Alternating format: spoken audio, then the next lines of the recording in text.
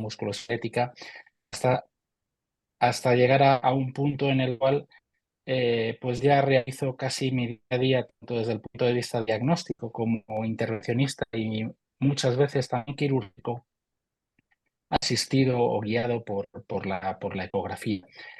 Actualmente soy un cirujano consultor en el Hospital Universitario San Rafael de Madrid. Soy profesor asociado de Ciencias de la Salud en Traumatología en la Universidad de Alcalá de Henares y efectivamente soy profesor colaborador de la Cátedra Internacional de Ecografía Musculoesquelética de UCAM.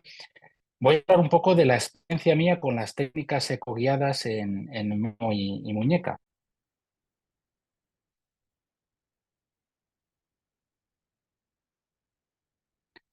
Lo primero que hay que decir es que vamos a utilizar un tipo de anestesia un poquito especial cuando hablemos de cirugía, de procedimientos quirúrgicos ecoguiados. Una anestesia que se llama Walland y que ahora en breve explicaré en qué consiste para aquellos que no sepan de qué se trata.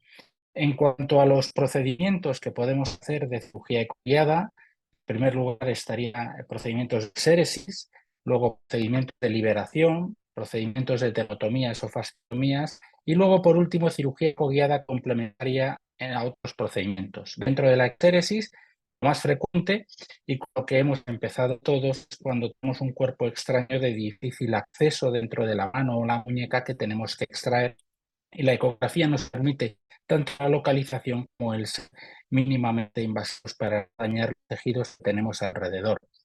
En cuanto a la liberación, pues podemos liberar los dedos en resorte, que no es otra cosa que la tenovitis estenosante de los flexores en la mano. También pueden ser en los dedos falángicos o en el pulgar. La liberación nerviosa, como puede ser el síndrome de túnel carpiano, y otras liberaciones también tendinosas, estenosantes, en este caso extensoras, como es la enfermedad de Carpio. En cuanto a las tenotomías, fasciotomías, las más comúnmente realizadas es la enfermedad de Dupuytren, en el cual hacemos una fasciotomía a múltiple nivel de las cuerdas que están provocando el déficit de extensión, o bien las epicondilitis, donde podemos efectivamente también hacer o bien tenotomías o bien fasciectomías, en este caso, de lo que sería la fascia de los extensores de los. Lo que comentaba antes de la anestesia WALANT. WALANT es un acrónimo en inglés que significa Wide Awake Local Anesthesia Not Tolerated. Es decir, vamos a hacer una anestesia local en la cual no vamos a emplear una isquemia del miembro. Fue introducida por Donald Lalonde y se basa en el empleo de lidocaína, adrenalina a un 100.000 extravascular, más lo vamos a tamponar con bicarbonato al 8,4%. Vamos a utilizar dosis de un cc de bicarbonato por 10 cc de lidocaína más adrenalina. Por lo menos en España ya tenemos ampollas que tenemos preparadas con lidocaína al 1%, como están viendo en la diapositiva. Es la ampolla que tiene las letras en rojo al 1 por 100.000. No necesitamos un preoperatorio ni una vía intravenosa, es bastante segura. De hecho, es el tipo de anestesia que utilizan, por ejemplo, los dentistas aquí en España. No necesitamos sedación. Y una cosa muy importante es aquellos pacientes que tienen algún tipo de anticoagulación, pues tampoco necesitamos interrumpir su medicación. A la hora de utilizar la ecografía o los procedimientos ecoguiados es muy interesante el no utilizar una isquemia del miembro porque podemos utilizar Doppler intraoperatorio para localizar vasos o nervios, paquetes vasculonerviosos que puedan resultar dañados durante la intervención y que tenemos que tenerlos en todo momento monitorizados. Voy a hablar de las diferentes posibilidades que tenemos y que yo aplico en mi día a día en la cirugía. Os presento este caso. Este era un chico de 23 años, jardinero, que 2 meses antes había clavado las astillitas, las espinas de un rosal y efectivamente tiene la mano, venía con ese dedo muchísima inflamación. Le habían quitado en urgencias las que se veían, pero ese dedo no podía flexionarlo correctamente y tenía una inflamación y un rubor importante. En el estudio modo E que hicimos en el en la consulta se puede ver en la imagen de la izquierda, en eje largo, como tenemos esa imagen hiperecoica debajo del aparato flexor, entre el aparato flexor y la falange media.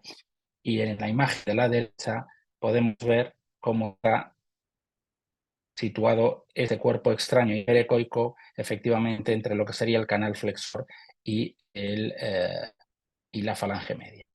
Entonces era una localización bastante complicada.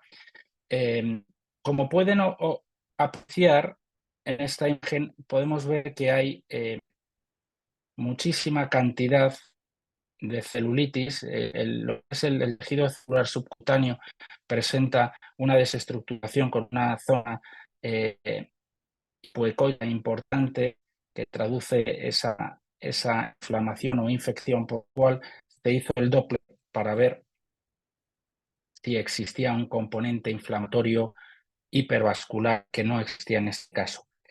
Y en esta otra imagen hicimos, que eso nos lo permite también la ecografía, es un movimiento, una exploración dinámica para ver si esa espina se podía movilizar, ese cuerpo extraño se movilizaba, como era el caso con los movimientos de flexión, por eso que el paciente tenía tanto dolor y dificultad para la extensión. Se diseñó un bordaje percutáneo para poder extraer este cuerpo extraño en esa parte profunda del tendón, porque la otra solución sería hacer un abordaje abierto desde dorsal y entrar a través de lo que sería la vena o incluso las poleas, rebatir el tendón para llegar al cuerpo extraño. Lo que hicimos fue, en primer lugar, utilizar una aguja, una aguja de 21G que situamos dorsal a lo que sería el paquete vasculonervioso, y una vez que localizamos el punto o la vía de acceso, utilizamos un bisturí de hoja roma, como los que se utilizan en cirugía percutánea del pie, para poder hacernos el abordaje. Una vez realizado este abordaje, utilizamos una pincería específica que yo tengo para realizar determinados procedimientos artroscópicos en muñeca, para poder acceder al espacio, como están viendo aquí, debajo del tendón flexor, y poder eliminar este cuerpo extraño, esta espina. Y aquí pueden ver la imagen en eje largo que tenemos a la izquierda con el cuerpo extraño, que es la que le mostré al principio, y sin el cuerpo extraño, y una vez realizado un lavado, que ahora lo veremos. Aquí ven el cuerpo extraño que pudimos extraer, y esta es la pinza que les digo que fue utilizada. Esto que ven aquí blanco, digo para que tengan un poquito en consideración el tamaño, corresponde a la parte redondeada de lo que sería un blister donde van los hilos de sutura, con lo cual es bastante pequeño todo. Aprovechamos, como digo, y hay cierta celulitis en este tejido celular subcutáneo y probablemente aumento de líquido, para hacer un lavado guiado ecográficamente de lo que sería todo el dedo, el canal digital, para de alguna manera evitar una tenosinovitis purulenta. Otra de las utilidades bastante común es realizar el tratamiento quirúrgico del dedo en resorte, de la tenosinovitis estenosante de los flexores. Que se realiza es una polectomía de la polea A1, que se puede hacer de forma anterógrada o retrógrada. En este caso, esta imagen que ven está siendo retrógrada. Hay diferentes instrumentos. Utilizo este instrumento en concreto, que está diseñado para realizar este tipo de intervenciones. Se ha visto, porque está publicado, que mejora el posoperatorio inicial con respecto a lo que sería la polectomía A1 abierta de forma tradicional mediante cirugía abierta. Y yo sí que utilizo una inyección de corticoide coadyuvante, porque sí que hay alguna aplicación, aquí les muestro una del grupo este, en el cual veían que era más efectivo el tratamiento cuando se incluía esta inyección de corticoide coadyuvante. Aquí pueden ver la técnica. Este es el bisturí que se utiliza. Se hace una pequeña incisión en la zona proximal, si queremos ir anterógrado, en la zona proximal a la polea, y siempre comprobamos tanto en eje corto como en eje largo donde tenemos nuestro elemento cortante, si está en la parte, tiene que estar en la parte más superficial, justo encima del tendón, como están viendo aquí. El procedimiento es bastante rápido y luego lo que haremos será comprobar que el paciente ya no tiene el bloqueo del dedo como tenía antes. Entonces se le pide al paciente que haga esos movimientos de flexo-extensión. Comprueben que no está realizado con anestesia tipo Wallach. Y aquí pueden ver el postoperatorio a las 48 horas, no se da ningún tipo de punto de sutura y aquí todavía ven cómo tiene la marca de lo que sería el apósito que llevaba y puede empezar enseguida a realizar los movimientos y sobre todo el aseo personal y no tener que estar preocupado por una infección superficial de la herida.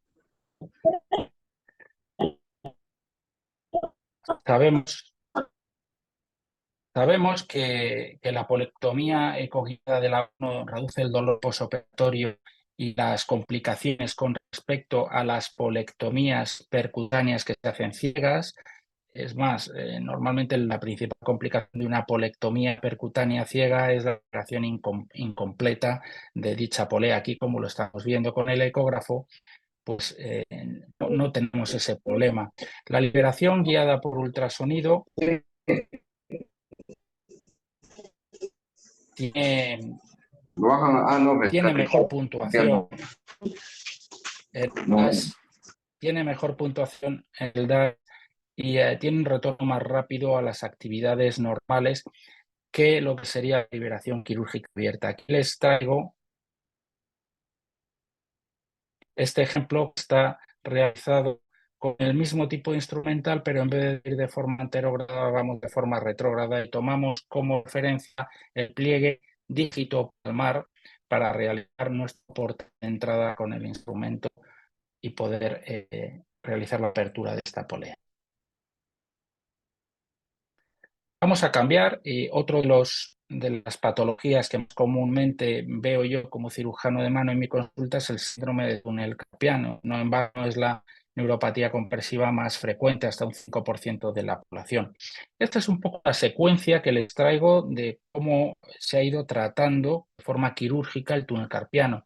Se empezó con cirugía abierta, luego se pasó a cirugía abierta mini-open con pequeñas incisiones o bien en la parte de la muñeca o sobre todo más en la zona de lo que sería la palma de la mano, pero que daban en cierta manera dolor alrededor, dolor pericicatricial que podía persistir incluso varios meses.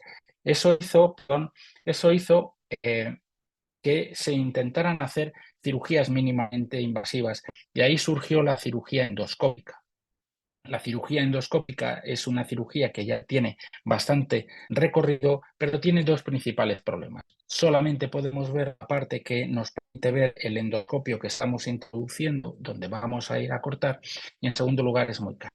Por último, ya desde hace unos años se ha empezado cada vez más a utilizar la cirugía ecoguiada. Aquí les traigo en esta tabla cuando empezó a haber los primeros reseñas en la literatura de cirugía ecoguiada. Debo decir que en el año 97 Nakamichi lo que hizo fue una cirugía ecoasistida, es decir, localizaba con ecografía el punto final del ligamento anular del carpo, abría y luego de forma abierta, una pequeña incisión, metía un instrumento cortante y luego realizaba el corte. Fue a partir del 2010 otra vez Nakamichi, que ya sí que fue una cirugía ecoguiada completa. La serie más grande probablemente sea del doctor Apart, amigo que trabaja en Versalles en Francia, que hizo un estudio retrospectivo con 350 casos en 2014 con muy buenos resultados. Como ven, las técnicas son retrógradas o anterógradas. Yo realizo una técnica anterógrada que ahora les enseñaré, pero las dos están más que documentadas en la literatura. Se ha visto que la cirugía ecoguiada del túnel carpiano permite un regreso al puesto laboral más rápido Se puso en marcha en Estados Unidos un ensayo clínico, el ensayo clínico tutor, para ver la seguridad y la efectividad comparada con la cirugía mini-open, y se llegó a la conclusión que en cuanto a seguridad era igual de seguro, era igual de efectivo al año de realizada la cirugía, pero que parece ser que la cirugía ecoguiada tenía una menor cicatriz quirúrgica y molestaba muchísimo menos a los pacientes esta cicatriz quirúrgica que sería la cirugía con mini open, con lo cual lo aconsejan. Se pueden utilizar múltiples dispositivos con agujas, cuchillos especiales anterógrados, cuchillos retrógrados, como digo, la ligación anterógrado-retrógrada, y siempre utilizar anestesia local tipo Walland, porque aquí es importante localizar estructuras nerviosas muy importantes, el canal de Guyon con su arteria y nervio cubital, y lo que sería el arco palmar superficial. No deberemos dañar, sobre todo si realizamos una liberación anterógrada. ¿Cuál sería la zona de apertura? La zona segura, la zona que denominamos segura desde el punto de vista de cirugía ecoguiada, es aquella que se encuentra en eje corto entre lo que sería el canal de Guyon, con el nervio más pegado al pisiforme, y luego la arteria ulnar o cubital y el nervio mediano. El espacio que hay entre ese nervio mediano y la arteria cubital es nuestra zona segura. E intentemos de todas maneras realizar el corte lo más pegado posible al gancho ganchoso, igual que lo hacemos en una cirugía abierta mini open o cirugía endoscópica. Y eso es así para evitar que cuando se produzca una cicatrización de esta sección del ligamento anular, esta cicatrización no caiga encima del nervio mediano. Las indicaciones absolutas no hay, aunque sean relativas, sobre todo al principio cuando estamos empezando en este tipo de cirugías. Las variantes anatómicas, como es un nervio mediano bífido que lo hace más grande, o la arteria mediana permeable, hace que disminuya la zona de seguridad entre lo que sería el nervio mediano y la arteria cubital. Y luego, muy importante, localizar la rama motora tenar, y si la rama motora tenar tiene una salida ligamentaria por la parte cubital, pues deberíamos evitar realizar esto y hacer un abordaje abierto. En los síndromes de túnel carpiano ya intervenido, es decir, si en una recidiva, existe bastante fibrosis y los elementos de corte puede ser que sea dificultoso el realizar este corte o que tengamos que hacer varias pasadas, con lo cual puede ser efectivamente otra contraindicación relativa. Les muestro un poquito la técnica. Lo primero que hemos hecho ha sido localizarnos con el ecógrafo dónde está nuestro arco palmar superficial, que es la línea transversal que está en la palma, y luego nuestro portal de apertura en la muñeca. Desarrollamos este portal de apertura, hace una disección roma de lo que sería el tejido celular subcutáneo y la fascia antebraquial superficial, y una vez que abrimos la fascia antebraquial superficial, podemos con un elemento romo, tijeras, o mejor con unos tipo mosquito halste,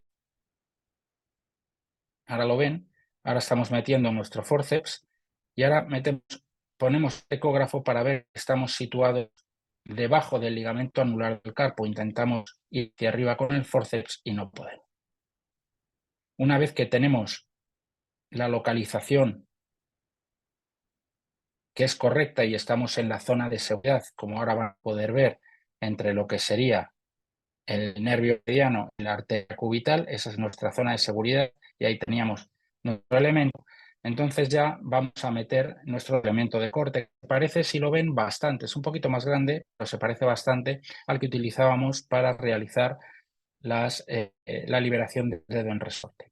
Aquí en eje largo siempre es muy importante, cuando progresemos con un elemento de corte, seguirlo en eje largo para ver en todo momento dónde estamos realizando el corte. Aunque, como ven, yo continuamente cambio entre eje largo y eje corto para ver que sigo estando en la zona de seguridad y que no tengo una dirección oblicua. Pero como digo, el eje largo es importante. Aquí pueden ver, y aquí ven las dos partes del elemento cortante que está abrazado al ligamento anular del carpo. Con suaves movimientos iremos progresando hasta que hayamos terminado de liberar completamente el ligamento anular del carpo. Como digo, teniendo especial cuidado con lo que sería el arco palmar superficial. Por último, metemos otra vez el forceps y podremos ver que ahora, en vez de estar no pudiéndose levantar lo que sería el ligamento aquí, nos lo llevamos hasta el tejido celular subcutáneo a través de la brecha que hemos abierto. Entonces, se consideraría abierto. Quisiera también mencionar una diapositiva sobre el síndrome de Lacertus porque muchas veces nos llama equivocación con el síndrome de túnel carpiano o incluso puede estar asociado porque es una neuropatía por atrapamiento proximal a nivel del codo, a nivel del antebrazo proximal del nervio mediano. El diagnóstico, por desgracia o por suerte, es un diagnóstico clínico que se basa en el Scratch Collapse Test positivo, un Scratch Collapse Test que fue descrito por Susan McKinnon para el túnel carpiano. Los pacientes sobre todo nos van a comentar, aparte de que puedan tener parestesias, una debilidad, una falta de fuerza en la mano, y si exploramos el flexor profundo del segundo dedo o el flexor largo del pulgar, comparado con la otra mano, veremos que hay una debilidad manifiesta. Si nosotros aplicamos frío en la zona donde tenemos esa neuropatía, vemos que vuelve a recuperar parcialmente la fuerza de estos flexores y que el Scratch Collapse Test, que era positivo, se vuelve negativo. Como he dicho, las pruebas de conducción nerviosa son negativas. Este síndrome fue descrito por Elizabeth Hager y aquí les dejo el artículo en 2003. Yo, aparte de realizar el diagnóstico clínico, lo que hago es una confirmación mediante una inyección que se puede hacer en plano o fuera de plano. Entonces nos colocamos en una situación en la cual en eje corto podemos ver el bíceps braquial, podemos ver el lacertus, la arteria braquial, el nervio mediano y el pronador. A nivel del pronador, siempre medial a lo que sea el nervio mediano, vamos a hacer esa hidrodisección del nervio mediano. Normalmente suele haber una recuperación casi inmediata en los casos positivos, en los casos positivos suele haber una recuperación inmediata de la fuerza y el dolor que tenía el paciente, esas parestesias también mejoran. Sin embargo, aproximadamente un 50% de la gente, a pesar de la infiltración, acude nuevamente a consulta por recaída de la sintomatología. Son en estos casos en los que hacemos una liberación del acertus.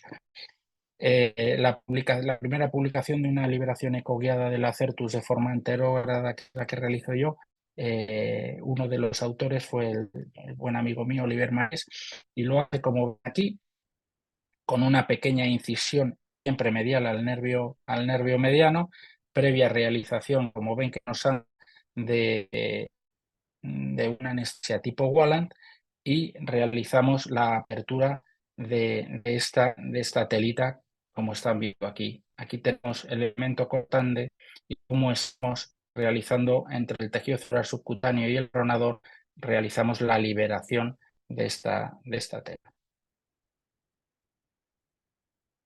Siempre en eje largo, como están viendo aquí.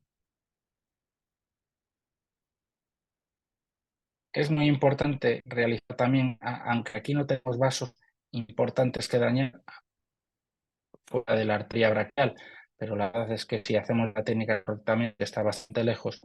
Pero sí hay pequeños vasos a nivel del tejido celular subcutáneo que pueden provocar hematomas vistosos en el posoperatorio, con lo cual aquí sí cabe todavía la anestesia tipo Walland y luego un vendaje compresivo sí que es importante.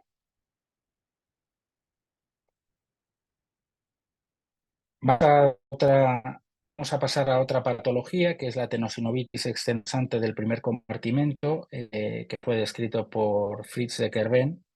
La verdad es que la cirugía abierta hace una resolución sintomática del 95% de los casos, quizás un poquito menos en gente con alta demanda funcional y aquellos que dependen de mutuas laborales, pero el problema es que muchos pacientes, hasta un 20%, refieren durante mucho tiempo, incluso a veces permanentemente, dolores pericicatriciales.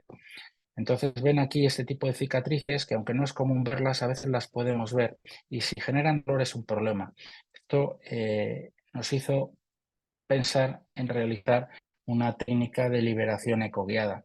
problema de esta zona es que es una zona compleja tanto por la dirección que lleva el primer compartimento extensor, que pasa de una situación dorsal a una situación radial, perdón, como por la existencia del nervio radial con las dos ramas, la rama principal y luego esta primera rama que da rama dorsal del pulgar, que da el nervio radial. Entonces es muy importante realizar un examen exhaustivo. Yo lo realizo en eje corto desde la arcada de Battenberg, que pueden ver aquí, que es fácilmente localizable porque podemos localizarlo a través del pronador, de los flexores, del paquete vasculonervioso radial, y luego una vez ya que emerge el nervio radial va a continuar acompañando la rama principal a la vena cefálica que ven aquí arriba. A nivel distal tenemos que identificar los dos elementos musculotendinosos principales, el nervio radial que podemos ver ahí, y los dos elementos musculotendinosos. El primer compartimento pasa por encima del segundo y se coloca ya encima de las estilones del rabo, que será la zona a abrir. No he sido el primero en describir esto.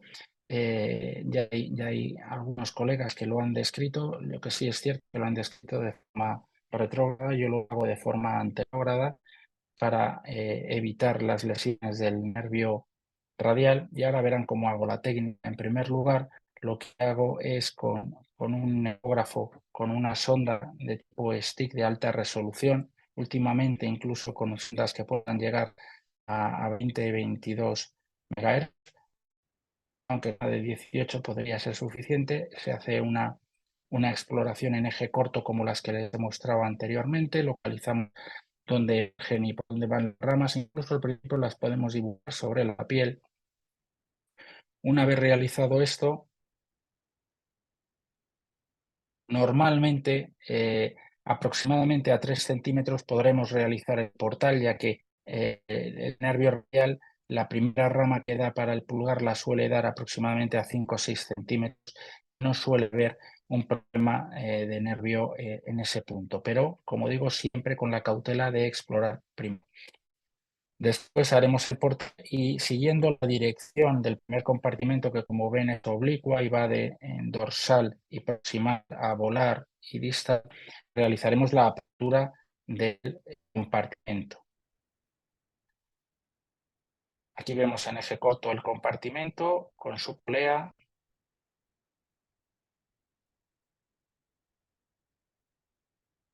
Y siempre otra vez, vuelvo, insisto en lo mismo, en eje largo, realizamos la apertura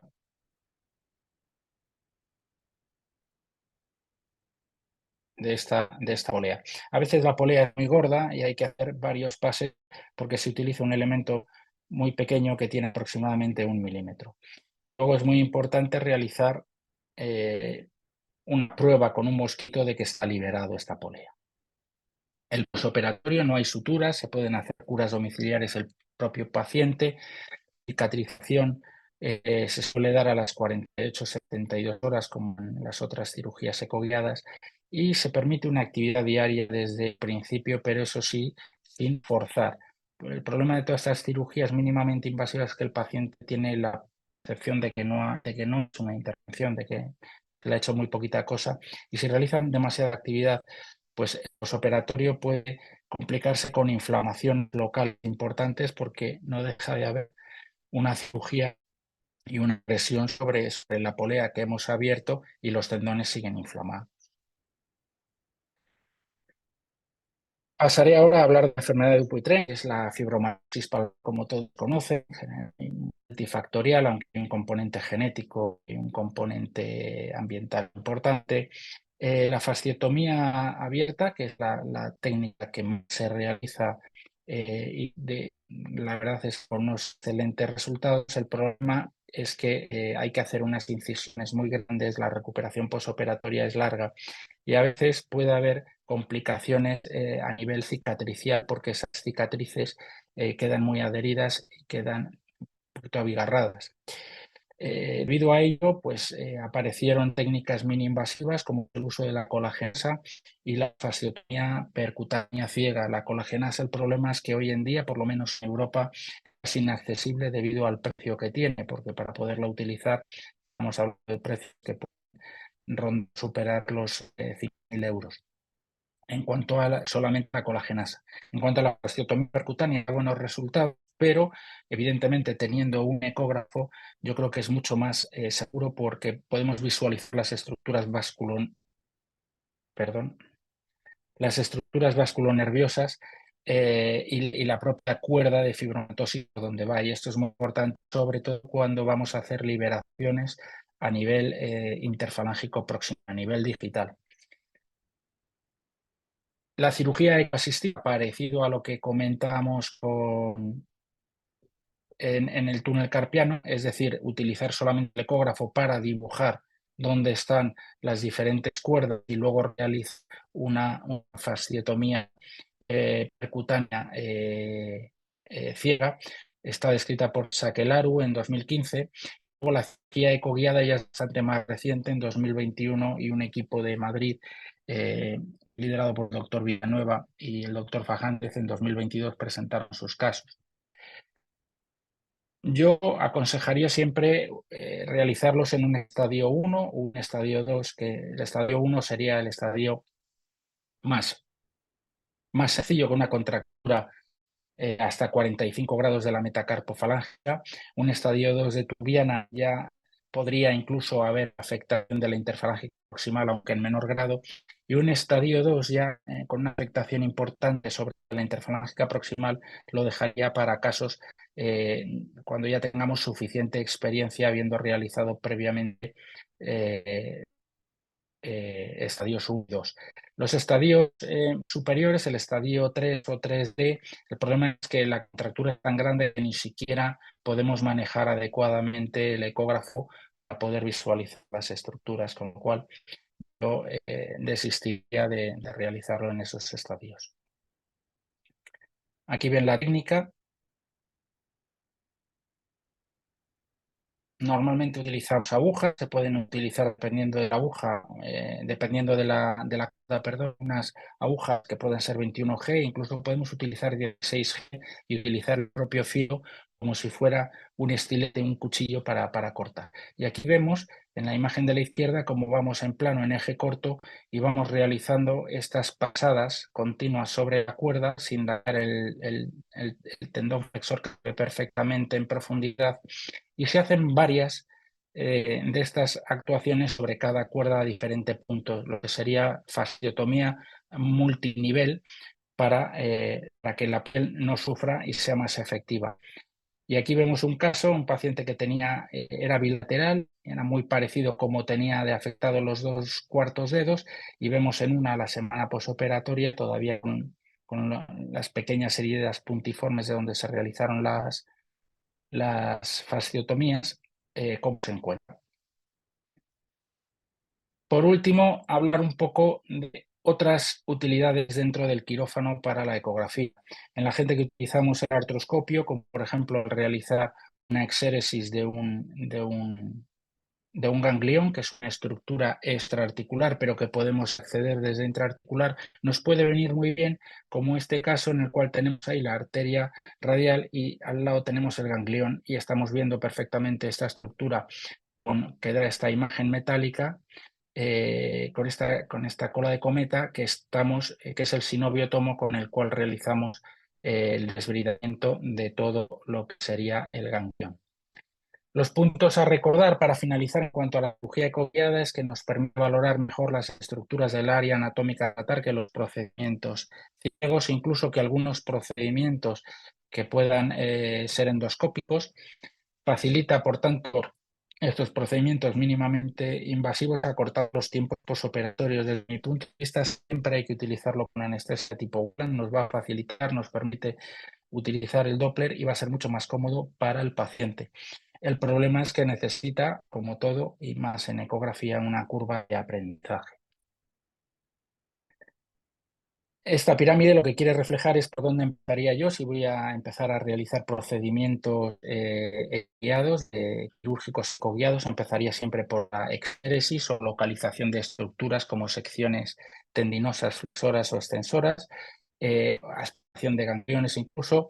Posteriormente pasaría a fasciectomías de Dupuytren sencillas en un estadio 1 o bien tenotomías cuando vayamos a hacer una tenotomía de, de los tendones epicondilios o bien el certus. Luego ya las liberaciones tendinosas de lo que serían los dedos en resorte, fundamentalmente los trifalángicos, dejando para las liberaciones tendinosas más complejas, como en último lugar, que serían la liberación del pulgar en resorte, la liberación de De Quervain por su cercanía de diferentes estructuras vasculonerviosas o las liberaciones nerviosas, como puede ser el síndrome de túnel carpiano. Y eso es todo. Muchísimas gracias. Si les parece, dejo de compartir pantalla. Gracias, Javier. Es muy, muy buena la clase. Ha estado muy, muy sucinta, muy ordenada. Tus casos son maravillosos. Yo quería hacerte una pregunta, Javier. En este, tú tienes tiempo como ortopedista y luego, ¿te gustó el ultrasonido? ¿Cómo llegaste a utilizar el ultrasonido y combinarlo con tus técnicas quirúrgicas? Pues mira, la historia mía, Judith, empezó curioso. Dos amigos míos de la carrera con los cuales opero desde hace muchísimos años, uno es otro traumatólogo y otro es un anestesista que no sé si conoceréis, es el doctor Ortega, que es una persona que realiza un montón de ecografía, de procedimientos ecoguiados en anestesia y pues viendo cómo realizaba los procedimientos ecoguiados y cómo era capaz de identificar diferentes estructuras para poder hacer bloqueos de plexo, bloqueos de nervio periféricos y todo, pues me hizo interesarme por este mundo. Y luego empezar a buscar cursos, que la verdad en España había muy pocos y casi todos los cursos estaban, como no, liderados y patrocinados o, digamos, la persona que empujaba era el profesor Jiménez, que le conocéis todos a través de la Sociedad Española de Medicina del Deporte y de la Sociedad Española de Ecografía. Entonces empecé con cursos suyos y luego, muy importante, yo creo que para un cirujano ortopédico, que es muy complicado conseguir un aparato de ecografía, porque un radiólogo es parte del instrumental que tiene en servicio, es como si a mí me faltara el bisturí, pero para los traumatólogos es muy complicado. Entonces es muy importante hacer un pequeño esfuerzo. Hoy en día es más fácil porque tenemos algunos equipos relativamente accesibles desde el punto de vista económico con una calidad relativamente aceptable, incluso algunos que pueden, como habéis visto en la presentación, que van por Wi-Fi. Entonces yo le aconsejaría a una persona que fuera cirujano ortopédico y que quiera adentrarse en esto, que se compre un aparato de ecografía. Es muy importante hacer muchísima ecografía, ver muchísimo, acostumbrarse a ver, a identificar la anatomía ecográfica, que es diferente, aunque evidentemente todo es anatomía, pero es un poquito diferente a lo que sería la anatomía quirúrgica normal a la que estamos acostumbrados. Y luego a partir de ahí, pues ya, pues como hago yo, todo el día en la consulta y luego poco a poco acaba siendo tu amigo inseparable. Sí, me imagino. Gracias por compartir esta forma de tu experiencia de vida, porque es importante para los colegas que no son de la especialidad de radiología poder entender que en el día a día ellos pueden a ir avanzando y aprendiendo, ¿no? Porque la ventaja de todos los que hacen la clínica, ortopedistas o están en el ámbito clínico y quirúrgico, ustedes tienen al paciente al lado, le preguntan y el equipo de ultrasonido es una extensión más de su examen clínico que ustedes realizan. Exacto, Muy bien, totalmente de colegas. acuerdo. No sé si tendrían ustedes alguna pregunta. Fernando, ¿alguna pregunta? Aquí estamos, Ujú. colegas, entre amigos.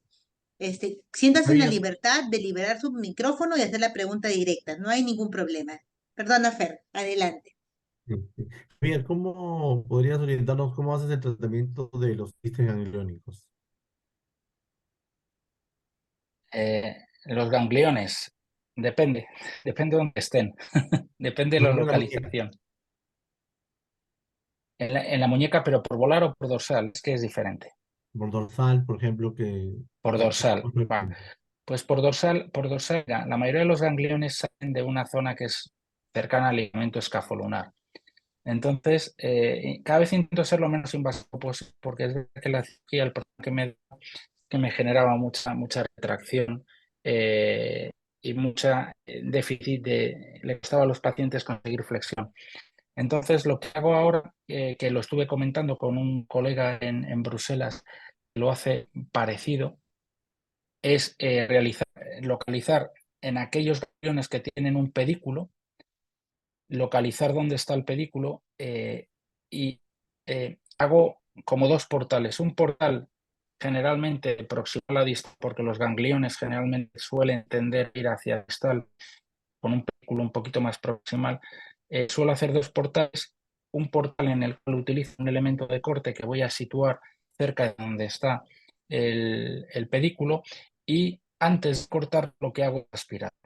¿Y por qué lo hago de esa manera y no al revés? Primero aspirar y luego cortar, porque si yo aspiro y luego corto, si aspiro dejo de ver el pedículo, no sé dónde está y entonces no sé dónde cortar. Es más, a veces si tiene poco líquido puedes incluso meter un poquito más de líquido antes de aspirarlo para inflarlo un poquito más y ver con más nitidez dónde tienes el, el pedículo y lo corto. Luego, posteriormente, pongo un poquito de corticoide en la zona de cortado el pedículo y normalmente, hombre, hay una tasa de recidivas de aproximadamente un 15%, pero a mí me parece que merece la pena intentarlo porque los posoperatorios son muchísimo más rápidos para el paciente. Y Lo que pasa utilizas, es que como es una técnica que no llevo tantísimo, por eso no la he querido tampoco presentar. y lo utilizas corticoide para ponerle adentro del quiste. Sí, sí, sí. Luego, donde he cortado el quiste, ahí le pongo un poquito de corticoide para intentar que sea. Eso se utiliza, una técnica que nosotros como cirujanos ortopédicos hemos utilizado mucho en los quistes de Baker y en otros tipos de quistes. Se aspiraba y luego se inyectaba un poquito de corticoide para intentar hacer una especie de irritación de las paredes y que se produzca un cierre de esas paredes. Sí, gracias.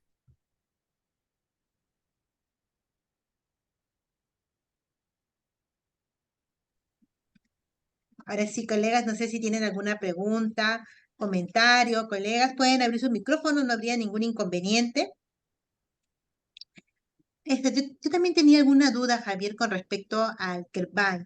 El Kerbay es una entidad bien frecuente, ¿no? Y cada vez más en mujeres jóvenes que están ya tienen su primer bebé o segundo bebé, vienen con bastante patología a la consulta. A veces el colega traumatólogo las infiltra la primera vez, no da buen resultado y presentan dolor y dolor y dolor. Este, ¿Cómo es tu forma de tratar el Kervine? O sea, tú llega una paciente por primera vez, consulta, ¿qué le ofreces como primera atención en tu tratamiento cuando vas a abordar un paciente con Kervine? Te explico. Es que claro, con el tiempo que tenía no podía focalizarme solamente con el de Kerbein, pero os lo voy a explicar.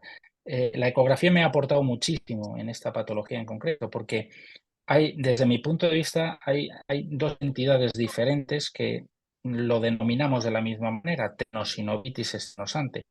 Pero es que hay tenosinovitis estenosante en el que hay un predominio de la tenosinovitis, es decir, tenemos mucho líquido y cuando metemos el ecógrafo vemos un montón de líquido en uno o en los dos compartimentos, a veces incluso están septados.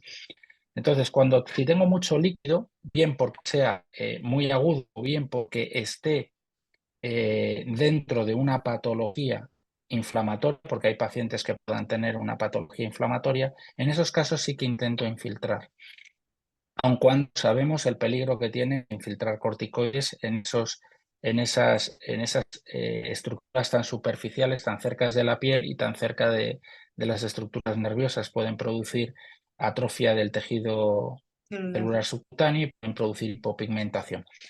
Sin embargo, si al realizar la ecografía el principal dicen que pues de una polea muy engrosada, con escaso líquido, Estas normalmente suelen ser mecánicas, suelen ser efectivamente por sobreuso. Y en mi experiencia esas van mal con infiltración. Esas directamente les propongo realizar una liberación quirúrgica mediante cirugía covial. Que reduciría su tasa, o sea, su recuperación es mucho más rápida que la abierta, ¿sí o no, Javier? El postoperatorio. Sí, no, o sea, tiene varias ventajas. Primero, te olvidas de la cicatriz. Es decir, incluso gente, y más quizás en vuestro ámbito, en Perú, que yo cuando estuve en nuestro maravilloso país, pues me cuenta que hay mucha gente que las distancias son muy largas para poder luego acceder a realizar curas o no tienen. En estas circunstancias, realizar una cirugía percutánea o una cirugía mínimamente invasiva es extremadamente útil porque el paciente en 24 o 48 horas tiene esa herida totalmente cicatrizada, con que se ponga cualquier antiséptico en su casa es suficiente, con lo cual te evitas todo el tema de posible infección de la herida quirúrgica, aunque sea superficial, que siempre es una lata.